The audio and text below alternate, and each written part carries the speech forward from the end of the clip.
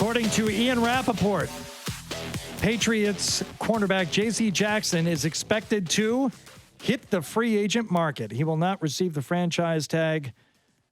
One of the top cornerbacks will generate significant interest, this according to Ian Rapoport. Once again, J.C. Jackson expected to hit the free agent market. Good luck. Get your money, buddy. This is Rap Sheet reporting what he's probably hearing from the Patriots directly, and that is, no, we're not tagging him. We have sound of this. Ian Rapoport was just on NFL Network talking about this. J.C. Jackson, one of the top corners available on the free agent market, is expected to be a free agent. Of course, the reason that is news is because the franchise tag is available, and there was some wondering, were the Patriots going to tag J.C. Jackson, keep him around for another year, and potentially try to work out something long-term? I am told the tag is not expected to be applied to J.C. Jackson, which means Mr. INT, one of the best ball hawks in the NFL and one of the best playmakers in the NFL, regardless of position, is expected to be available for anyone. And for a corner market where there's some really good corners, he may be the best one, and certainly teams are going to be extremely interested. That'll get that'll create some buzz and get the market going for him now, because now as a team, okay, we're not only getting ready to commit to a long-term type contract, even if the Patriots would have franchised him and you trade for him, then you're giving up something to go get the guy. You know what I mean? Mark Daniels, Providence Journal, follows up on this report from Ian Rapoport, saying that the market is a bit of a mystery right now for J.C. Jackson, but from what he knows, Jackson would like to return to New England. He said, but as you know, money talks, and I would be surprised if the Patriots were the top bidders. Right. I said this the other day. I was hearing they're not going to tag him. Does it mean it's dead? Does that mean he's out the door? And they move on? No, because you need to caution yourself and go back to free agency last year. I think a lot of people, including the Patriots, misinterpreted the wide receiver market. And sort of, I don't want to say you panicked, but I think they went down to that second rung of receivers, not the guy Davis, not Juju Smith-Schuster.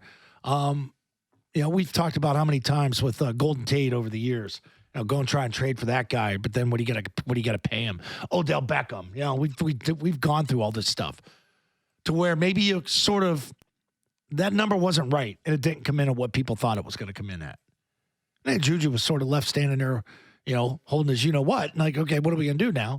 You go back to the Steelers. So we'll see here. We'll see what happens. But there's a chance that maybe it won't be a robust market because corner is a deep position in the draft this year. It's supposed to be, at least. That's what all the draft experts are saying.